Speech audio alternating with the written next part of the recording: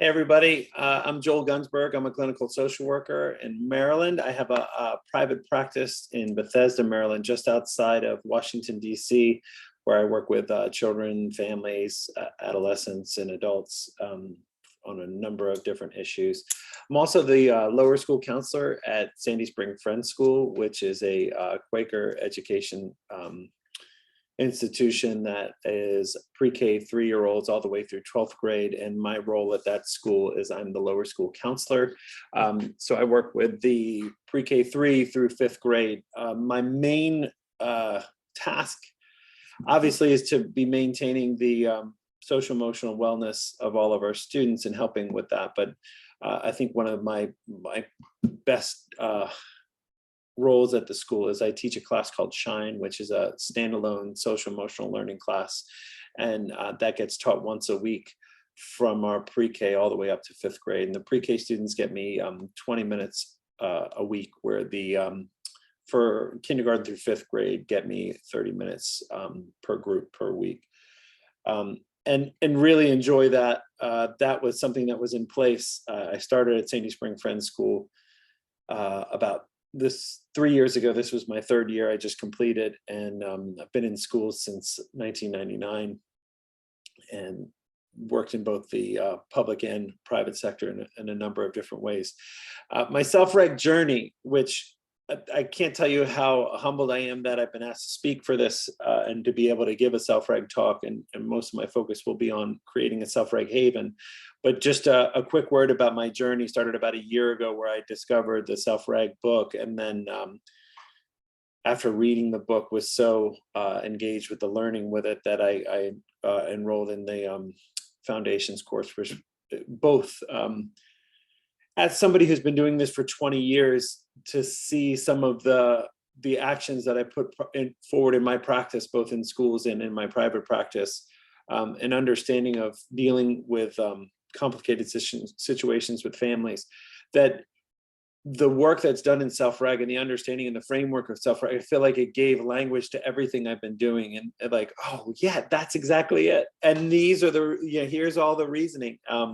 So I deeply appreciate the work that that Stuart has done, and also the way that that's been communicated by Susan in the Merit Center. I think it's been awesome, an awesome journey for me. In thinking about where my journey begins, what I would say is this speaks to me. So unless someone like you cares a whole awful lot, nothing is going to get better. It's not.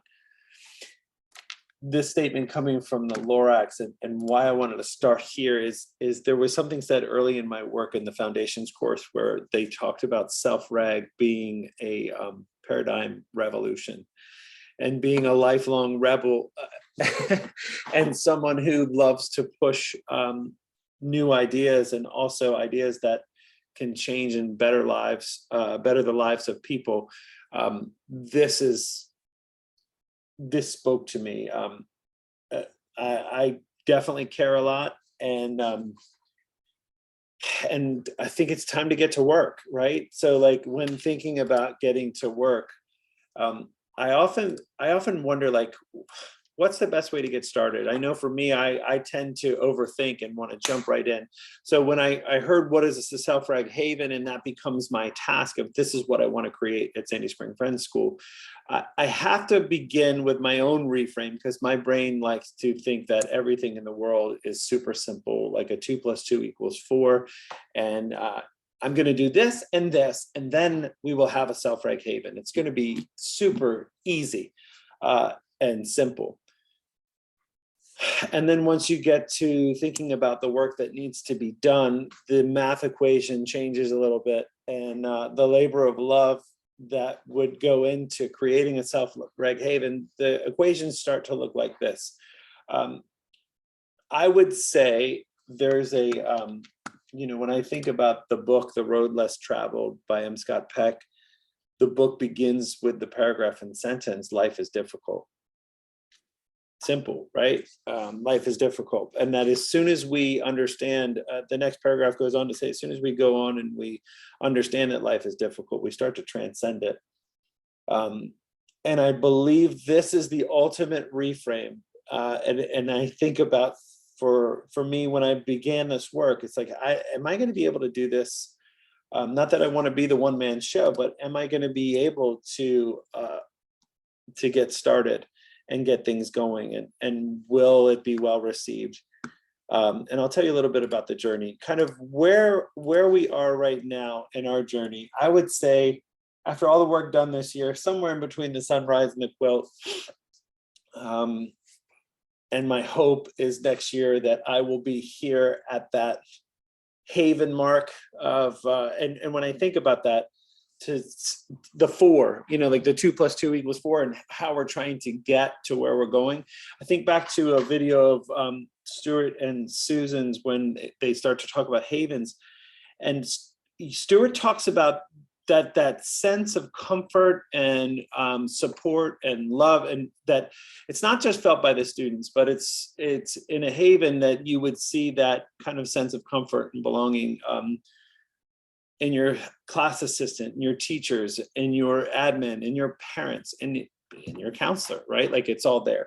And I think that's our goal, and that's where we start, and that's what we look for. So when I think about, this theme of hopes, hurdles, and the how, the hope for me is that, at my school, we use the word belonging a lot. And when we think about sense of belonging, I think that fits exactly the definition of the way we look at belonging is very similar to the way Stuart described what you would see in a haven.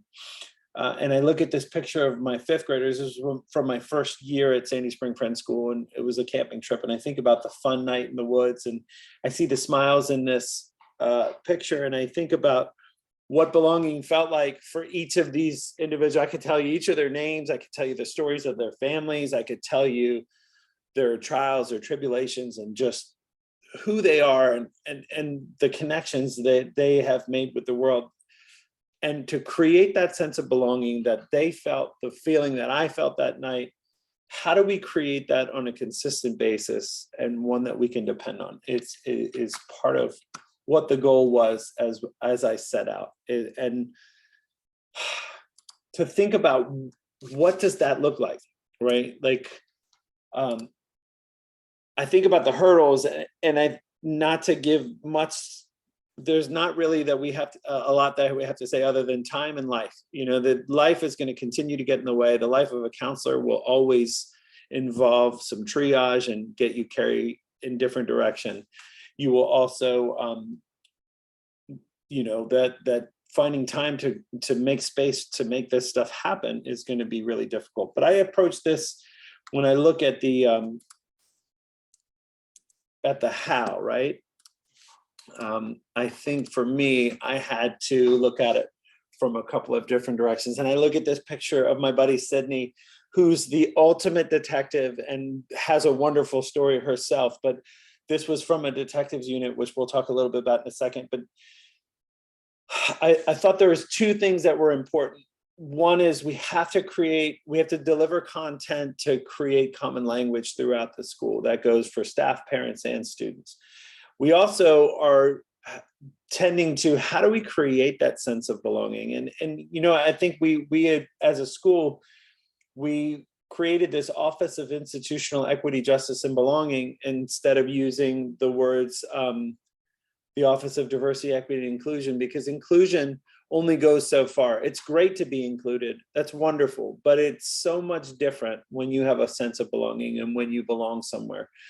So not just being included, but creating a place where you know that you belong there.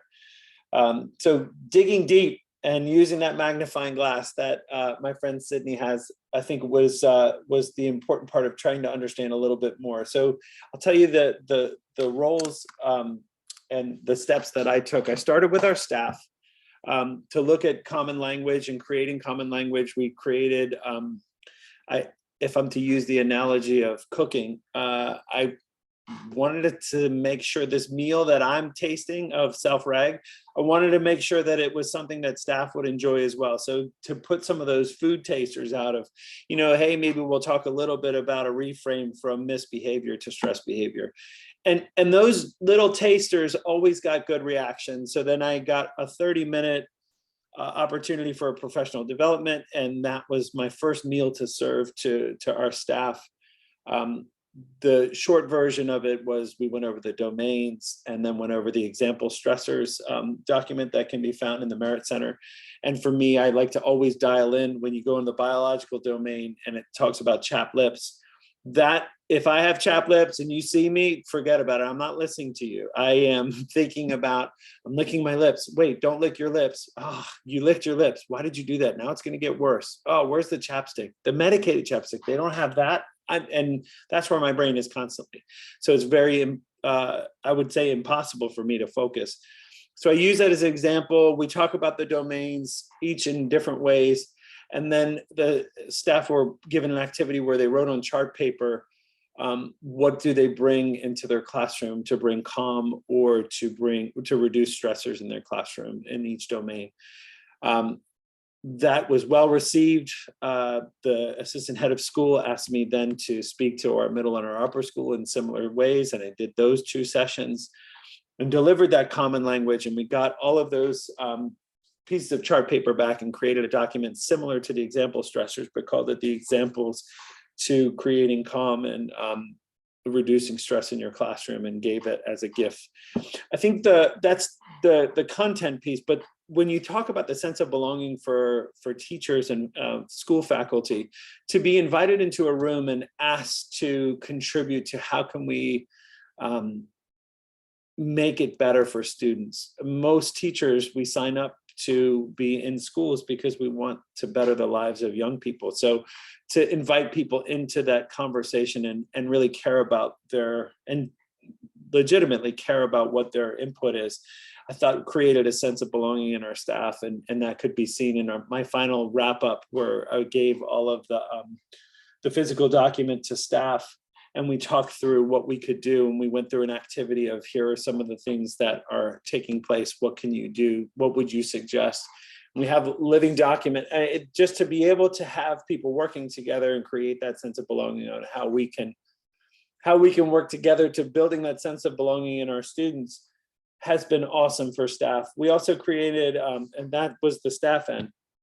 If I look at the parent end, we created some things for parents where there was a parent ed night, very similar thing to the chart paper exercise, but had parents talking about, they were introduced to the domains, but then they also were able to give some examples of what they do to bring calm or reduce stress in their home. And that was given back as a gift. One of the biggest labors of love, and I think about that huge heart with all the mathematics in it. 3 times per year, I meet with our parents to talk through different things that are going on, to set targets, to look at how the social emotional targets, to have conversations about progress. And I have to say that when creating the content of common language, I'm able to talk about Self-Reg stuff there. But the sense of belonging, when you as a counselor get 15-minute Zoom meetings with each family 3 times per year, it's a labor of love, and it almost is like you're going off you're off for a week, because you have to create content for the classes for that week, and then most of my week is spent in these meetings, and then making up extra meetings for the weeks after that. It doesn't matter to me, though. That was the best experience that I've had in my career of building those really strong bonds with our parents, and it continues to pay off. The last piece that I would say is in the classrooms that we're working on a detectives unit, which have run through the pilot, and they've gone really well to teach the kids about the domains, but also like how are we scanning for stress and scanning for calm. So as we get close to the end here, I think for me, I really look forward to the conversation a year from now. As I've gone all in on this, I want to be the person who's out there doing what is needed to be done. I think that the last thing I would say is I love to collaborate. So if people are interested, please reach out to me. If I think about all the great meals that I've cooked over the years, it usually involves spices from other people's families or ways that other people have cooked a dish. So when I think about social emotional learning and ways that we can approach the Self-Reg Haven, if there's ideas that other people, you've heard this story, you go, oh, you know, Joel, this would work really well at your school, or anything. I love to collaborate. So look forward to meeting people along the way, and look forward to sharing more on my Self-Reg journey in the next couple of months, years, and talking about where we land. All right, everybody. Hope you have a good one. See ya.